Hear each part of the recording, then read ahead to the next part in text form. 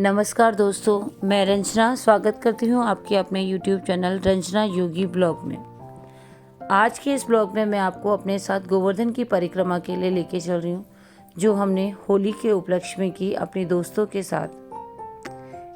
इस वीडियो को लास्ट तक ज़रूर देखें, क्योंकि इस वीडियो में आपको पता चलेगा गोवर्धन की परिक्रमा कैसे की जाती है, गोवर्धन की परिक्रमा क्यों की जाती है और रास्ते में क्या क्या पड़ाव आपके पास आते हैं और यात्रा करने के खास नियम क्या हैं। मैं आशा करती हूँ आप इस वीडियो को आखिरी तक देखेंगे, और अगर आपने अभी तक चैनल सब्सक्राइब नहीं किया है तो चैनल को सब्सक्राइब ज़रूर कीजिए। हमारे चैनल का नाम है रंजना योगी व्लॉग। तो आइए शुरू करते हैं हमारी गोवर्धन यात्रा। एक बार सभी जोर से बोलेंगे, जय श्री राधे। योगी देखिए, देखिए हम लोग निकल चुके हैं। अब अभी हम देखिए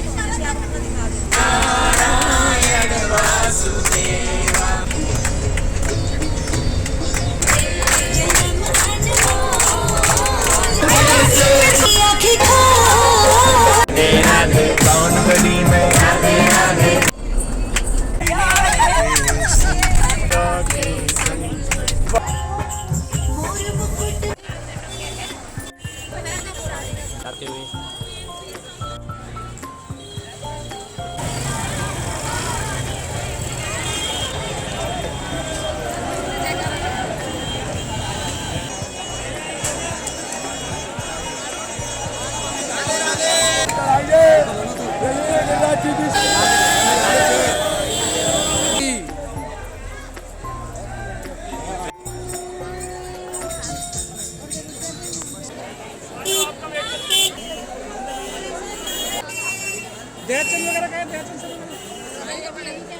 एकदम आ चुके हैं। ये कोई मुकुंद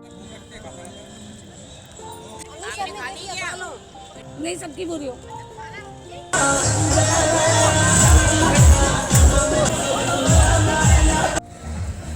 देखिए कि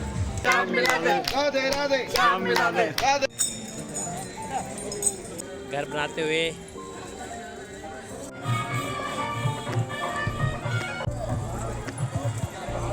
जय। इस वक्त हम पहुंच चुके हैं जुगल बिहारी गिरिराज। देखो ये बंदा होली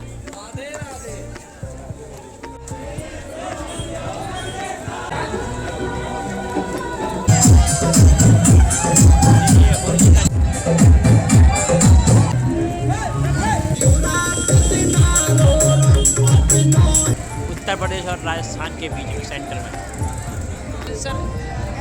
राजस्थान में और रंजना मैडम यूपी में, उत्तर प्रदेश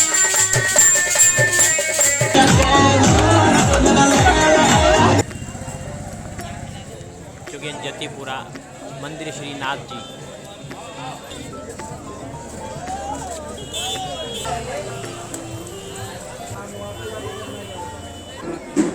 चलो ठीक है, अब छोटी परिक्रमा स्टार्ट कर रहे हैं। देखिए का छोटा रास्ता।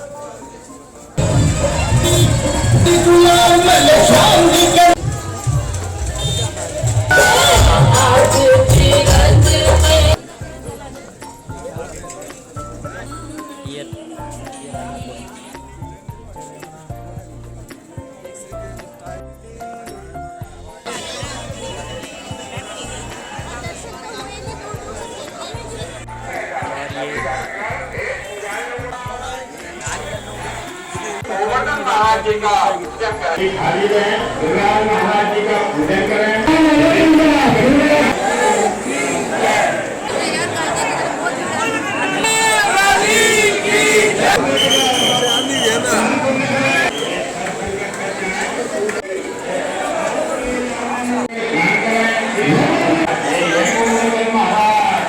मानसी गंगा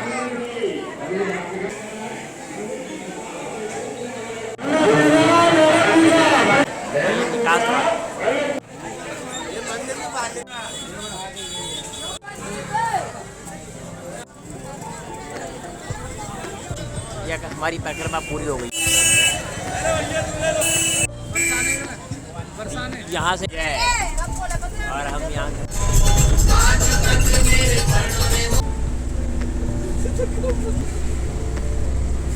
बहुत बहुत मुबारक हो। स्टार्ट। नमस्कार दोस्तों, मैं योगी। आप सबको आज हम गोवर्धन परिक्रमा, होली का महोत्सव चल रहा है, होली आने वाली है, तो उसके उपलक्ष्य हम गोवर्धन परिक्रमा के लिए जा रहे हैं। तो आपको भी दिखाएंगे गोवर्धन परिक्रमा। तो चलिए हमारे साथ गोवर्धन परिक्रमा। जय केदार महाराज। देखिए हमारे साथ पूरी टीम हमारी जो गोवर्धन परिक्रमा के लिए जा रही है वो तैयार हो रखी है पूरी। मैडम, सारी मैडम सार तैयार हो रखे हैं। देखिए कुछ तो नहीं हुआ, सारे आगे। देखिए हम जिस बस में जाएंगे वो बस आ चुका है, टेम्पो ट्रैवलर। चलिए अब अंदर चलते हैं।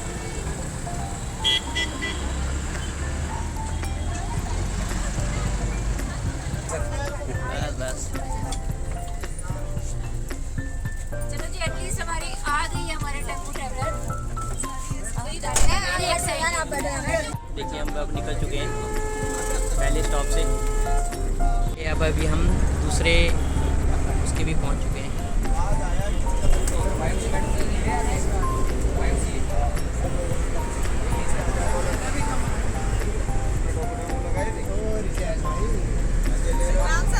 ये आदमी आया है, इसके हाजिरी लो। मैं आया हूँ सर। आएंगे कैसे? चाय डोरों में वहाँ जाएंगे, वहाँ से आएंगे आगे से। और अब पीएन स्कूल के सारे टीचर्स और स्टाफ्स का कंप्लीट आ चुके हैं। देखिए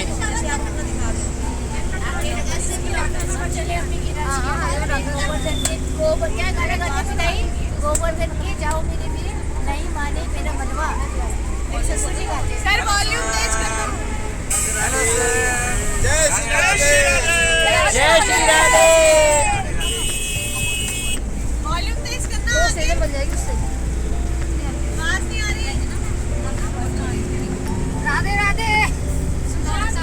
नाथ नारायण वासुदेवा, श्री कृष्ण गोविंद हरे मुरारी।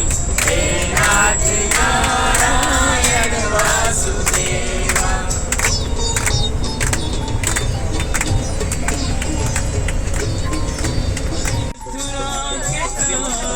हाय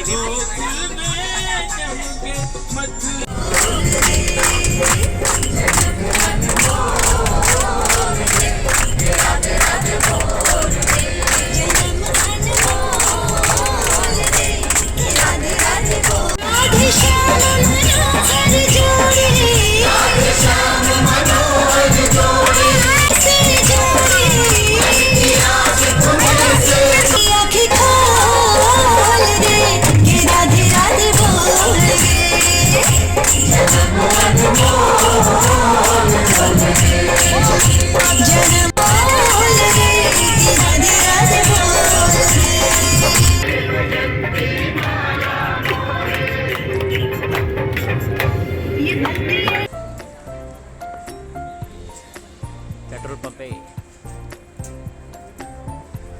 डीजल भरवाती हुई गाड़ी।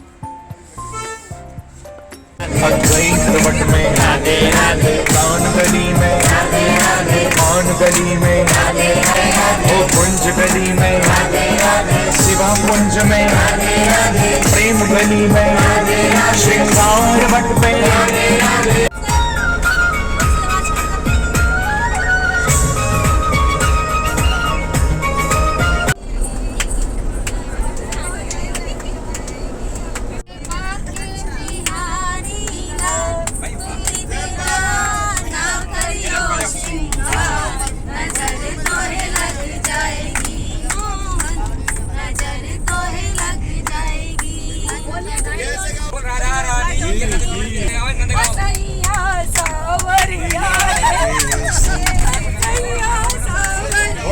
थोड़ा साथ देना पड़ेगा, मेरी आवाज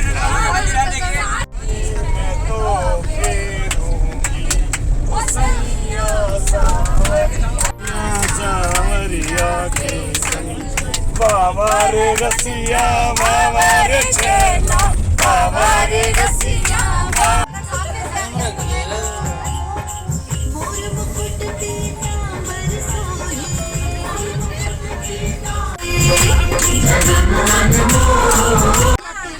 चलिए अब हम पहुंच गए हैं।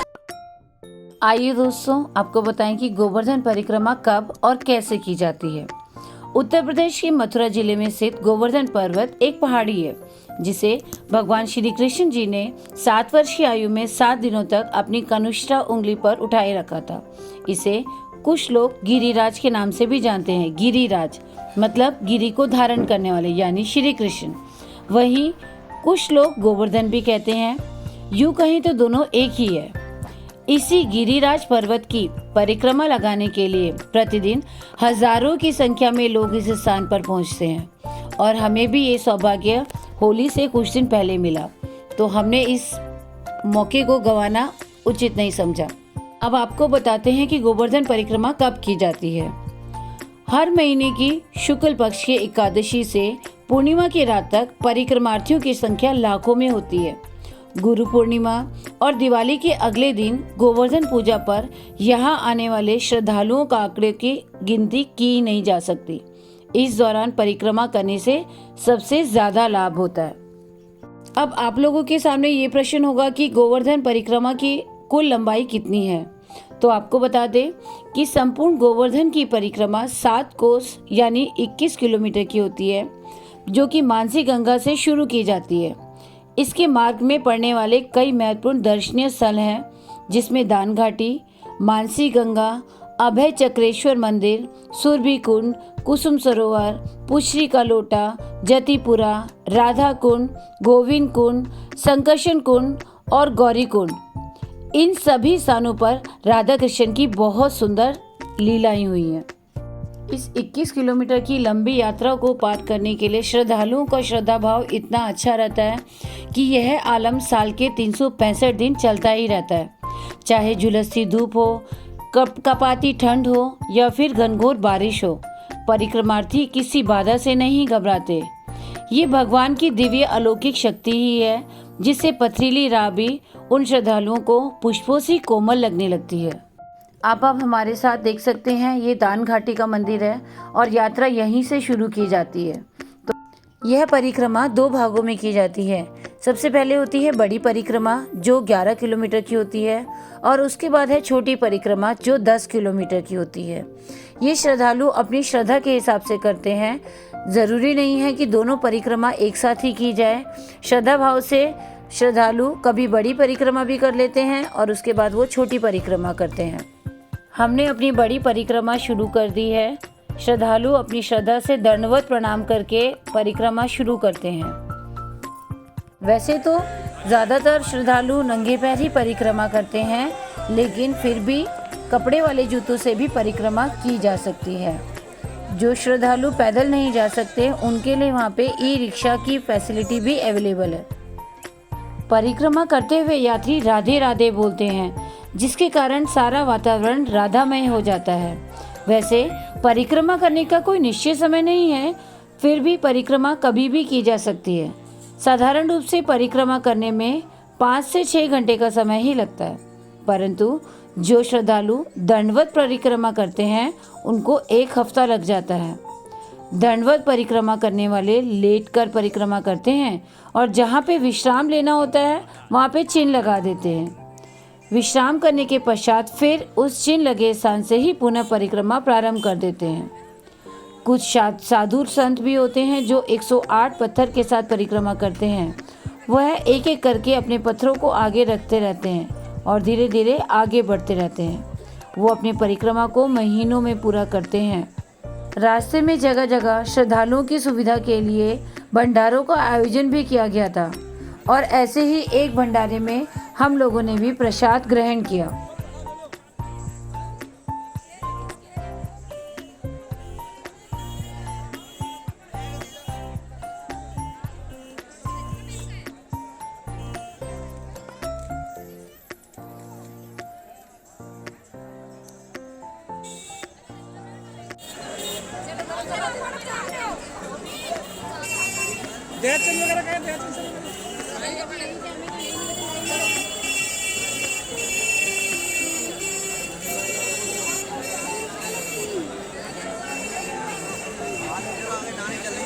तो हम आ चुके हैं, ये कोई मुकुंद वाटिका है।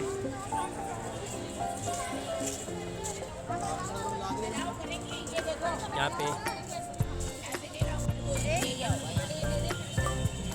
लगभग आधे घंटे की यात्रा करने के बाद हम लोग एक स्थान जो मुकुंद वाटिका थी वहाँ पे रुके और हमने घर से लाया हुआ खाना हम सब ने वहाँ पर मिलकर खाया।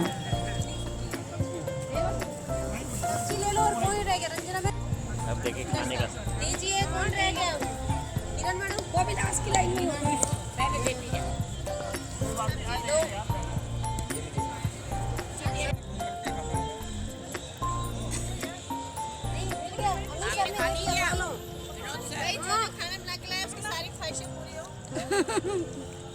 नहीं सबकी पूरी हो।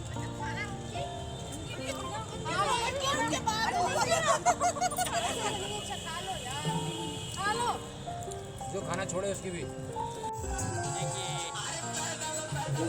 खाना खाने के बाद हम लोगों ने अपनी यात्रा दोबारा से शुरू की। जगह जगह लोग नाच रहे थे, रंग और गुलाल उड़ा रहे थे। पूरा माहौल इतना अच्छा था कि होली की रंगत से हमें यात्रा का पता ही नहीं चल रहा था। यात्रा में कोई थकान नहीं लग रही थी। लोग अपनी मस्ती में सरोबार यात्रा कर रहे थे, रंग उड़ा रहे थे और राधे राधे का भजन गा रहे थे।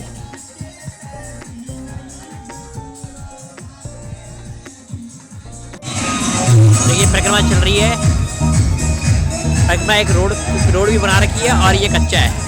अगर आप कच्चे में चलोगे तो आप थकोगे नहीं मतलब आपके मिट्टी में जल्दी सही रहता है चलना पैदल परिक्रमा। देखिए गेट कैसा, कितना बढ़िया गेट।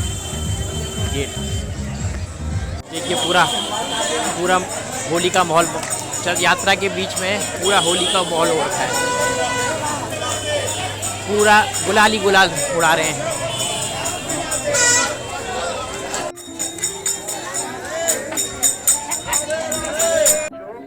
अब हम पहुंच चुके हैं साक्षी गोपाल जी के मंदिर में, जो कान वाले बाबा के मंदिर के नाम से प्रसिद्ध है। परिक्रमा के रास्ते में पड़ने वाले कान वाले बाबा का मंदिर बहुत प्रसिद्ध है। मंदिर के चमत्कार के किस्से पूरे ब्रज में मशहूर हैं। इस मंदिर में स्थित गिरिराज के पत्थर रूपी स्वरूप में चमत्कारी कान है। परिक्रमा करते हुए भक्त लोग इस मंदिर में आते हैं और गिरिराज की महाराज जी के कान में अपनी मनोकामना मांगते हैं।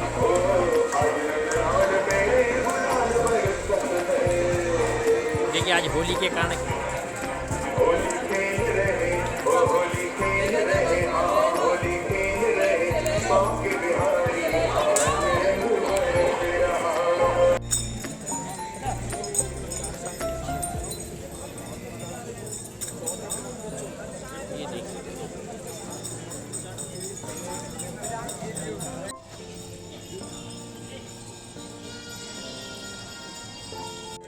ये देखिए घर बनाते हुए कितना मंजिल बनाया, कितना मंजिल चाहिए तुम्हें घर? और अरे आया घर बनाया दिया 2-3 मंजिल।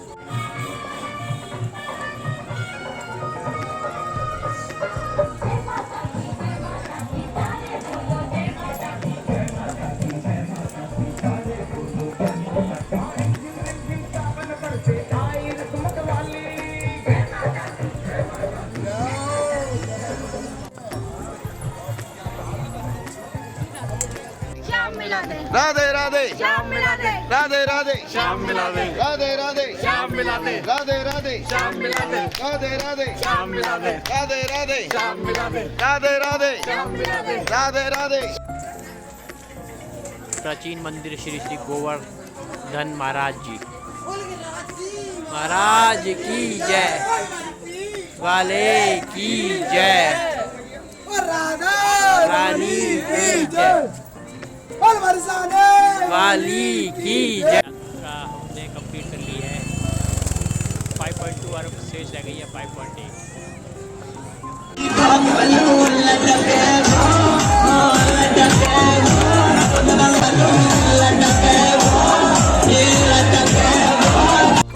इस वक्त हम पहुंच चुके हैं जुगल बिहारी गिरिराज मंदिर।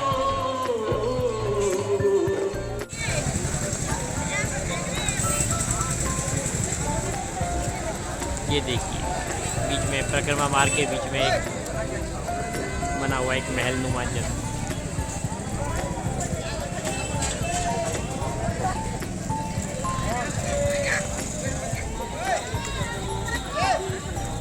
देखो होली खेलते हुए। से देखो बहुत अच्छी। ऐसे करो फिर ऐसे हैं झाड़ू ऐसे। होली खेलते हुए होली के रंग में सरोवर खड़े। देखो ये बंदा होली खेलते हुए, लोगों ने होली का खूब रंग खेला।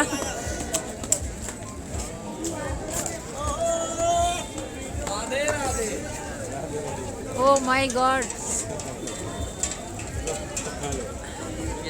हाँ जी सर, कैसा लग रहा है अभी आपको? बहुत अच्छा लग रहा है। सर आपको कैसा लग रहा है होली में? बहुत बढ़िया लग रहा है। बढ़िया। होली है। थोड़ा फेस साफ करो, समझ नहीं आ रहा बोल कौन।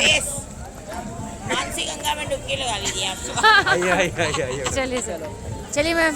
पंडित जी ने खेला वो सीधा आँख में आया दूर से वहीं से। हाँ अब वो 2 दिन तो लगा नहीं, तीसरे दिन आँख लाल होने लगी। लगता है बैग भी खराब हो गया है। बैग को धो लूंगी, वो तो मैं छोड़ो ना। होली है।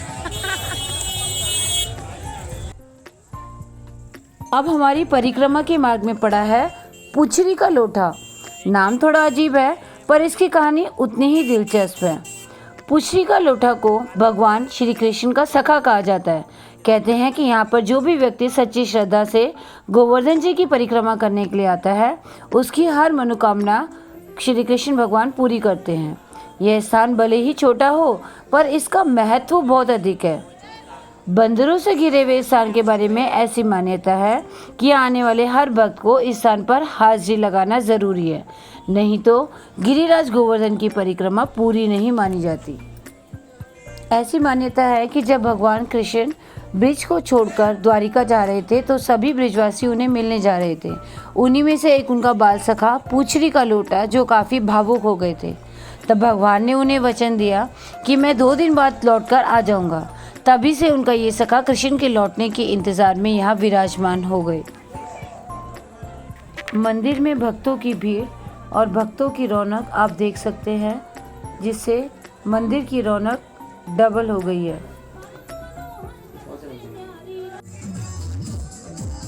बाल उड़ रहे थे और लोग अपनी भक्ति में नाचते हुए परिक्रमा कर रहे थे। पूरा माहौल भक्तिमय बना हुआ था और इसका असीम आनंद हमें प्राप्त हुआ, क्योंकि हमने इस परिक्रमा में हम लोग साक्षी थे और हमने खुद यहाँ पे जाके परिक्रमा को देखा। ऐसा असीम आनंद की अनुभूति हमें आज तक नहीं हुई।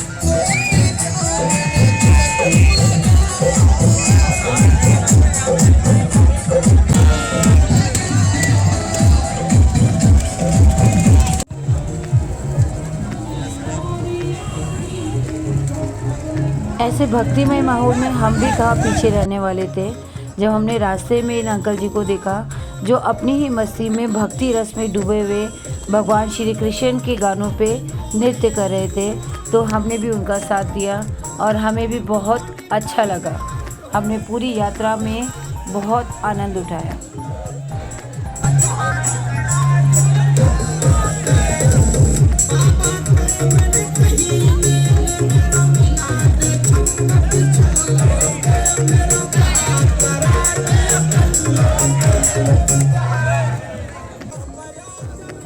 गोवर्धन पर्वत की लंबाई करीब 8 किलोमीटर से ज़्यादा है। राजस्थान में थे। इसका आधा हिस्सा उत्तर प्रदेश में आता है और दूसरा हिस्सा राजस्थान में। दुर्गा माता मंदिर से आगे राजस्थान की सीमा शुरू हो जाती है।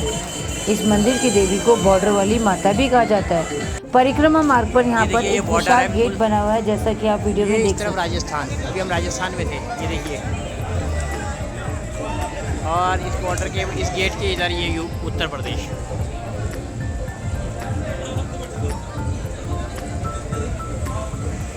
बिल्कुल सेंटर में, उत्तर प्रदेश और राजस्थान के बीच में सेंटर में।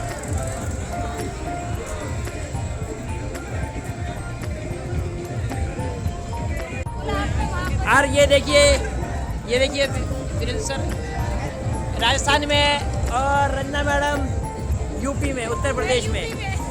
देखिए उत्तर प्रदेश में और ये है राजस्थान में।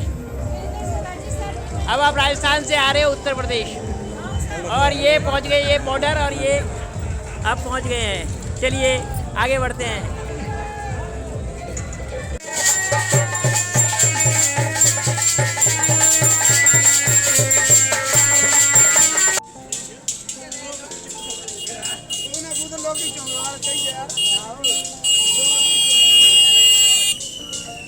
पहुंच चुके हैं जतीपुरा।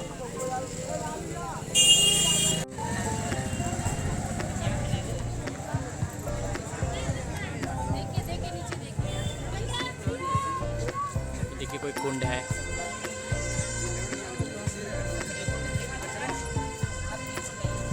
और ये हम पहुंच चुके हैं जतीपुरा मंदिर श्रीनाथ जी। अब परिक्रमा के रास्ते में पड़ा जतीपुरा का श्री मुखारविंद मंदिर, जिसके बारे में ऐसी मान्यता है कि भगवान कृष्ण का मुख होने का यहाँ आभास होता है। जतीपुरा में पहुंचकर श्रद्धालु प्रसाद अर्पण करते हैं, क्योंकि परिक्रमा के दौरान इस मंदिर के प्रसाद का बहुत महत्व बताया गया है। यहाँ पे आपको भगवान गिरिराज जी के मुखार बिंदु में श्री कृष्ण और उनके बड़े भाई बलराम के मुख के दर्शन होते हैं। इसीलिए यहाँ पर 56 भोग लगाए जाने की भी परंपरा है। आइए हमारे साथ यात्रा में आगे चलिए, लेकिन आगे बढ़ने से पहले आप हमारे चैनल रंजना योगी ब्लॉग को सब्सक्राइब करना ना भूलें, ताकि आपको आगे आने वाले सभी अपडेट आप तक पहुँचते रहें। ये देखिए, ये बड़ी परिक्रमा यहाँ खत्म हुई है। ये देखिए लोग बाटा सेक रहे हैं। अब रात के करीब 3:30 बजे थे और हमने अपनी बड़ी परिक्रमा, जो कि 11 किलोमीटर की थी, वो ख़त्म की। अब हम अपनी छोटी परिक्रमा की तरफ चल पड़े, जिसकी लंबाई है 10 किलोमीटर। हम थक चुके थे, इसीलिए हमने सोचा थोड़ी देर रेस्ट करके और फिर अपनी यात्रा शुरू की जाए। हम लोग यहाँ पे श्री गोवर्धन मिष्ठान भंडार में रुके और वहाँ पे हमने चाय पीने का सोचा, लेकिन चाय नहीं मिली। उस समय चाय अवेलेबल नहीं थी, तो उन्होंने बोला कि आप दूध ले सकते हो। हमने दूध लिया और दूध का स्वाद बहुत ही अच्छा था।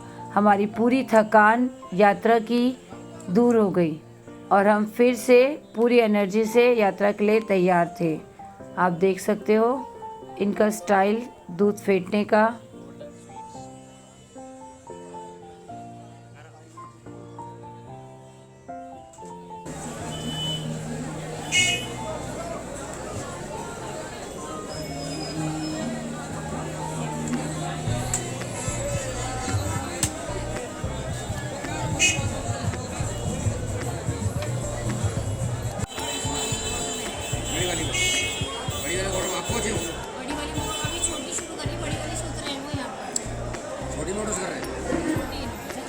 मैडम दूध कैसा है?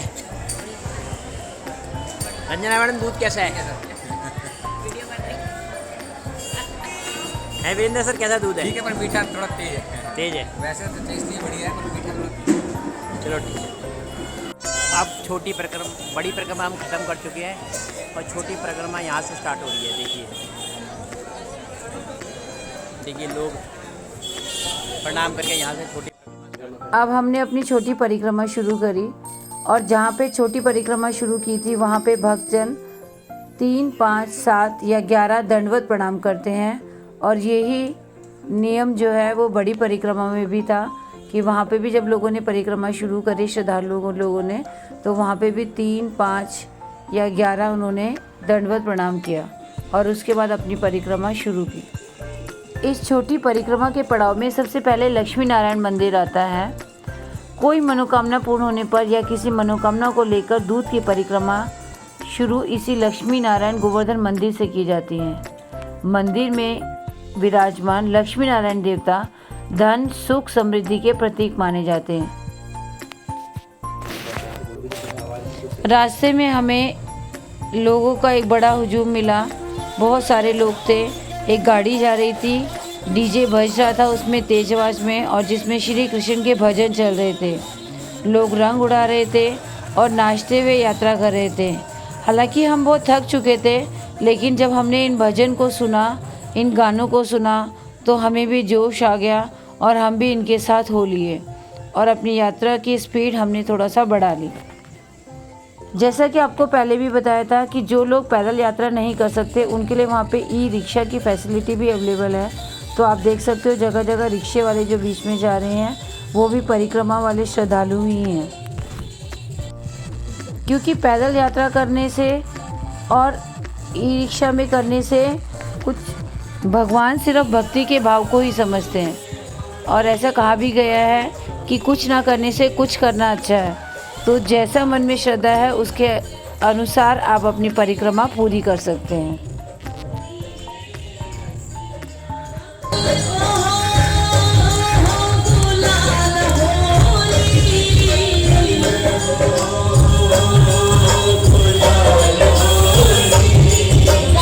अब हमारी यात्रा में अगला पड़ाव आया है राधा कुंड। इस राधा कुंड गोवर्धन की कहानी श्री कृष्ण के गोचारण करने से संबंधित है। अब आप सोच रहे होंगे कि भला राधा कुंड का गोचारण से संबंध क्या हुआ, तो हम आपको बताते हैं कि गोवर्धन में ही कान्हा गाय चराने आया करते थे।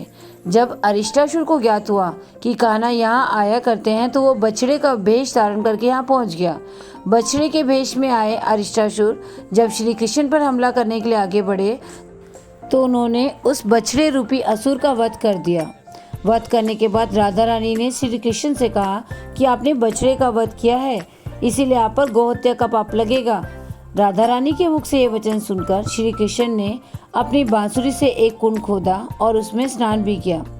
तभी से इस स्थान को राधा कुंड के नाम से जाना जाने लगा। इस राधा कुंड की खासियत यह है कि यहाँ पर पानी 7 रंगों में बदलता है और कभी कभी तो दूध जैसा सफ़ेद भी दिखाई देता है। अब राधा कुंड के बाद श्याम कुंड के दर्शन होते हैं। यह तो शाश्वत सत्य है कि जहाँ राधा वहाँ कृष्ण। इसी प्रकार जहाँ पर राधा कुंड होगा वहाँ पर श्याम कुंड होना तो अनिवार्य ही है। तो जब श्री कृष्ण ने गोहत्या के पाप से मुक्त होने के लिए अपनी बांसुरी से एक कुंड खोदा और उसमें स्नान किया था, तो राधा जी ने भी अपने कंगन के पास में ही कुंड खोदा जिसे श्याम कुंड कहा जाता है। श्याम कुंड वही स्थान है जहाँ पर पांडव अपने अज्ञातवास के दौरान आए थे।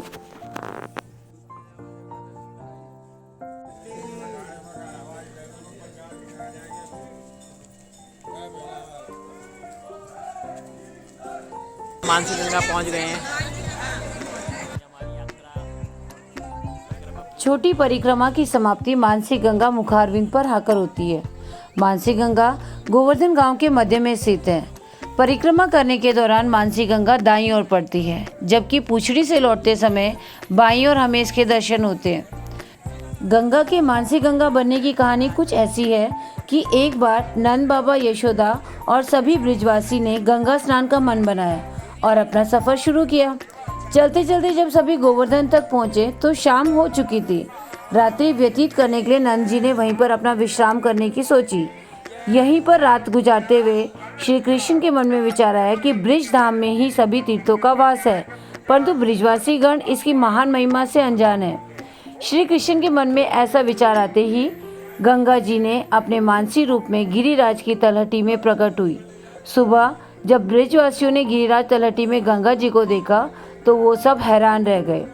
सभी हैरान देखते हुए श्री कृष्ण जी बोले कि ब्रिजभूमि की सेवा के लिए वे तीनों लोगों के सभी तीर्थ यहाँ आकर विराजते हैं और आप सभी गंगा स्नान के लिए ब्रिज को छोड़कर जा रहे हैं। यही कारण है कि गंगा मैया स्वयं मानसी गंगा का रूप धारण किए हुए कार्तिक मास की अमावस को यहाँ पे पधारी थी। इस मंदिर में मानसी गंगा की प्रतिमा है और श्री कृष्ण के स्वरूपों की भी पूजा होती है। मान्यता यह भी है कि जब गोवर्धन पर्वत का अभिषेक हो रहा था तो उस वक्त गंगा के लिए पानी की आवश्यकता हुई। तब सभी चिंता में पड़ गए कि इतना गंगा जल कैसे लाया जाए। इस दौरान भगवान ने अपने मन से गंगा को गोवर्धन पर्वत पर उतार दिया। इसके बाद से ही इसे मानसी गंगा कहते हैं। पहले ये 6 किलोमीटर लंबी गंगा हुआ करती थी, लेकिन अब यह सिमटकर कुछ ही दूरी पर रह गई है। मंदिर गिरिराज जी। यहाँ पर गिरिराज गोवर्धन पर्वत का मंदिर है। इसमें निरंतर पूजा चलती रहती है। मंदिर के अंदर एक विशाल कुंड बना हुआ है जिसमें गोवर्धन पर्वत का स्वरूप रखा हुआ है। श्रद्धालुजन अपनी परिक्रमा समाप्त करके मानसी गंगा में स्नान करते हैं और उसके बाद दूध से इस गिरिराज पर्वत का अभिषेक करते हैं और इसके बाद भक्तों की परिक्रमा समाप्त होती है। यहाँ पर एक विशाल गेट बना हुआ है। परिक्रमा पूरी करके लोग खुद को बहुत धन्य समझते हैं। मंदिर में बहुत ज़्यादा भीड़ थी। होली के अवसर में ज़्यादा से ज़्यादा श्रद्धालु लोग गोवर्धन की परिक्रमा करते हैं और हम भी उनमें से एक थे। आप देख सकते हो मंदिर के अंदर का नज़ारा। आइए आपको बताते हैं गोवर्धन पर्वत की परिक्रमा से जुड़े कुछ खास नियम। लेकिन उससे पहले एक ज़रूरी बात, अगर आपने हमारे चैनल को सब्सक्राइब नहीं किया है तो हमारे चैनल को सब्सक्राइब कीजिए। हमने आपको चैनल का नाम दिया हुआ है रंजना योगी व्लॉग। चलिए आपको बताते हैं कुछ खास नियम जो गोवर्धन परिव्रत की परिक्रमा से जुड़े हुए हैं। सबसे पहले कि अगर आप परिक्रमा प्रारंभ करते हैं तो सबसे पहले आप गोवर्धन पर्वत को प्रणाम करें और ध्यान रखें कि आपने किस स्थान से अपनी परिक्रमा शुरू की है। गोवर्धन की परिक्रमा जिस स्थान से शुरू की जाती है उसी स्थान पर समाप्त की जाती है। अगर आपको गोवर्धन परिक्रमा शुरू करनी है तो सबसे पहले आप मानसी गंगा में स्नान अवश्य करें और अगर गंगा में स्नान करना संभव नहीं है तो हाथ मुंह धोकर भी परिक्रमा शुरू कर सकते हैं। अगर आप गोवर्धन की परिक्रमा करते हैं और उसे पूरा अवश्य करें। परिक्रमा को कभी भी बीच में अधूरा छोड़ने की गलती ना करें और अगर किसी विशेष कारण से आपको परिक्रमा अधूरी छोड़नी भी पड़े तो गोवर्धन भगवान और कृष्ण जी से क्षमा प्रार्थना करके ही अपनी परिक्रमा को छोड़ें। सबसे ज़रूरी बात कि गोवर्धन पर्वत की पूजा करते समय भगवान के नाम का स्मरण करते हुए ही परिक्रमा करें। इससे आपको परिक्रमा को पूरा करने में मदद मिलेगी और शक्ति भी मिलेगी। संसारिक बातों की ओर ध्यान न दें क्योंकि पवित्र मन से ही की गई परिक्रमा ही फलदायी होती है। अगर आप शादीशुदा हैं तो अपने जीवन साथी के साथ ही परिक्रमा करनी चाहिए। इससे आप दोनों को गोवर्धन भगवान का आशीर्वाद मिलता है और अगर जीवन साथी साथ आने में तो अकेले भी गोवर्धन की परिक्रमा आप कर सकते हो। गोवर्धन की परिक्रमा करते समय पवित्रता का ध्यान रखना ज़रूरी है, इसीलिए भूलकर भी किसी नशीली चीज़ या धूम्रपान का सेवन ना करें। ऐसा करने से आप पाप के भागीदार बनते हैं। गोवर्धन पर्वत की परिक्रमा इस तरह से शुरू करें कि परिक्रमा करते समय गोवर्धन पर्वत आपके दाहिनी ओर रहे। शास्त्रों में कहा भी गया है कि जिसकी हम परिक्रमा करते हैं वह वस्तु हमारी दाईं ओर होनी चाहिए, अन्यथा परिक्रमा उल्टी मानी जाती है। करते समय अपना पूरा ध्यान भगवान श्री कृष्ण के चरणों में लगाए रखिए और राधे राधे का जाप करते रहिए। और इस तरह हमने अपनी गोवर्धन की छोटी और बड़ी परिक्रमा पूर्ण की। अगर आप अभी तक गोवर्धन की परिक्रमा करने नहीं आए हैं तो एक बार ज़रूर आइएगा और भगवान श्री कृष्ण और राधा की लीला स्थली ब्रिज भूमि की खूबसूरती को अपने आँखों से देखिएगा। अगर आपको हमारा ये वीडियो पसंद आए तो जय श्री राधे कह के कमेंट बॉक्स में ज़रूर लिखिएगा और इस वीडियो को अपने दोस्तों और परिवार के साथ ज़रूर शेयर कीजिएगा। और इससे संबंधित अगर आपके दिमाग में कोई क्वेश्चन है तो हमें कमेंट बॉक्स में लिखिएगा। यहाँ से बड़ी परिक्रमा खत्म होती है।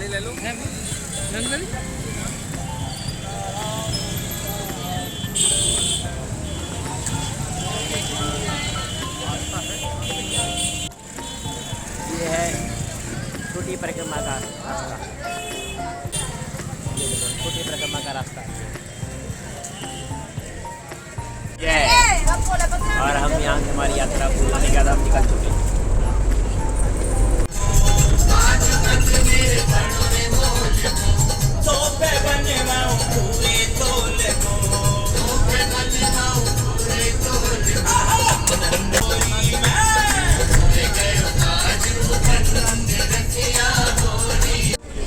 हैप्पी होली।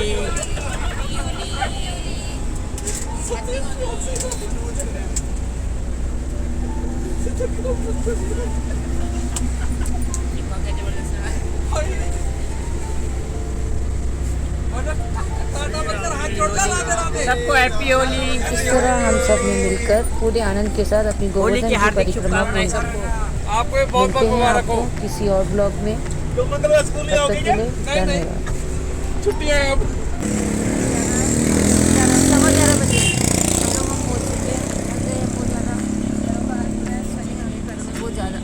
चलो बट हमने बहुत इंजॉय किया। जय श्री राधे। जल्दी आने का